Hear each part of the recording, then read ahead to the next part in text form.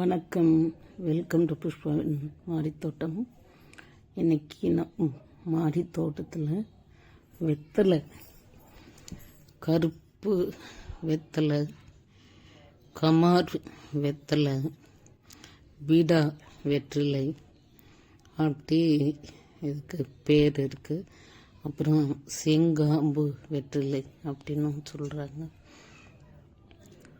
ஒரு வாட்டர் கேனில் வச்சுருக்கேன்.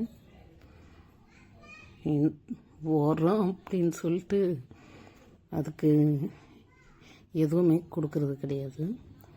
தண்ணி மட்டும்தான் இருக்குது. தண்ணி ஊற்றுறேன். ஏற்கனவே அந்த ஃபஸ்ட்டு மண் போடுவான் இல்லைங்களா செடி நடுறதுக்கு, அது ஃபுல் கம்போஸ்ட் மண். அது வச்சு இந்த செடி காடு மாதிரி வளர்ந்துட்டு போயிட்டுருக்கு பாருங்கள்.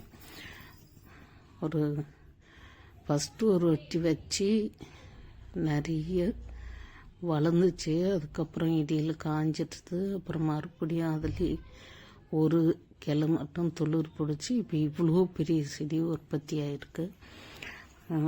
பறித்து பீடா அந்த டைப்பில் இதை ரெடி பண்ணி சாப்பிட்லாம். பீடாவுக்கு உண்டான மசாலா அதை நம்ம வாங்கிட்டு வந்து வச்சுட்டு அதை போட்டு சாப்பிட்லாம். வெற்றிலை சுண்ணாம்பு பாக்கு சேர்த்து அது கூடயும் சாப்பிட்லாம். ருசி ரொம்ப நல்ல ருசி. அந்த வெற்றிலைக்கு உண்டான ஒரு சுவை இருக்கும் இல்லையா, அது ரொம்ப நல்லா இருக்குது. இந்த வெத்தலை கால்சியம் அதிகமாக இருக்குன்றாங்க இல்லைங்களா, அதனால் எல்லோருமே சாப்பிட்லாம். சளிக்கு முக்கியமாக இந்த கஷாயம் வச்சு குடிப்போம். அதிகப்படியாக அதுக்கு யூஸ் பண்ணுவோம்.